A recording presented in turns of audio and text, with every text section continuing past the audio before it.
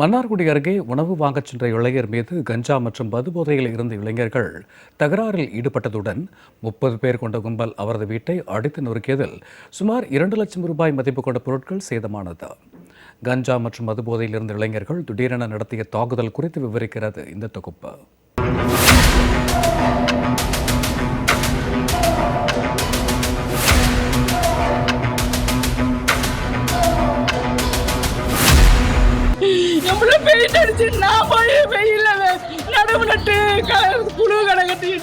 என்னையா பண்ணுவோம், நாங்க உழைச்சி கஞ்சி குடிக்கிறோம்.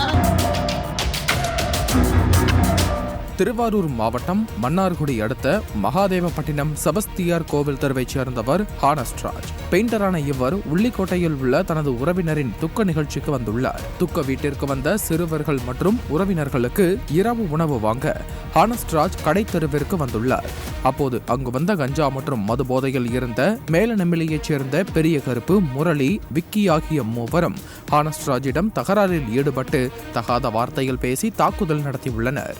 அதனைத் தொடர்ந்து பெரிய கருப்பு உள்ளிட்ட 30 நபர்கள் கொண்ட கும்பல் மகாதேவப்பட்டினம் செபஸ்தியார் கோவில் தெருவில் உள்ள ஹானஸ்ராஜ் வீட்டின் வெளியே நிறுத்தி வைக்கப்பட்டிருந்த இருசக்கர வாகனம் மற்றும் 50,000 ரூபாய் மதிப்பிலான LED டிவி, வீட்டின் கதவு, ஜன்னல், கண்ணாடி கதவுகள், கட்டில், நாற்காலி உள்ளிட்ட பல பொருட்களை இரும்பு கம்பி, கட்டை, அரிவாள் போன்ற பயங்கர ஆயுதங்களால் அடித்து நொறுக்கி அராஜகத்தில் ஈடுபட்டனர்.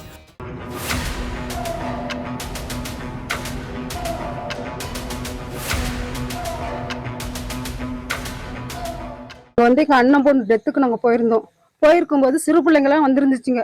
அதுக்கு என் தம்பி போய் ஹோட்டல்ல சாப்பாடு வாங்க போன இடத்தான்.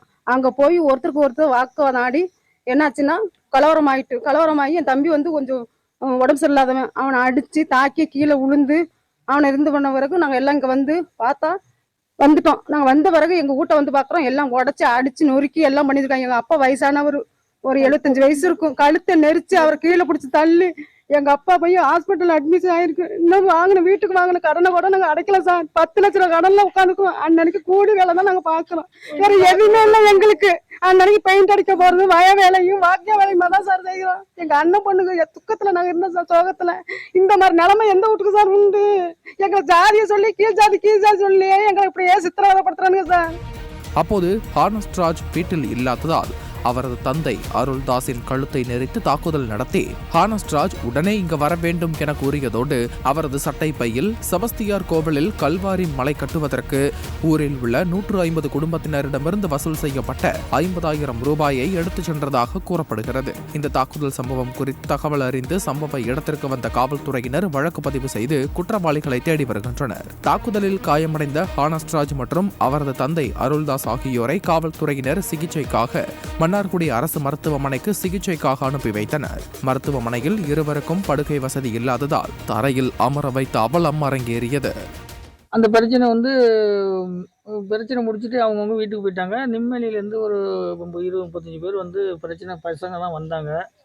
நான் போனாலே ஒரு பையன் தெரிஞ்ச பையனை கூப்பிட்டு கேட்டேன், ஏதோ பிரச்சனையா வா போய் பார்ப்போன்னு கேட்டாப்புல. நம்ம போனால் எல்லாம் கம்பு கட்டக்கலியோட வந்தோம்னா எதுவும் ஒன்றும் பண்ண முடியல. இப்போ ஃபர்ஸ்ட்டில் மாமாவோட ஒன்று இருக்குது, அதை அடித்து கண்ணாடி, டிவி எல்லாம் சேதம் பண்ணிட்டு போயிட்டாங்க சார்.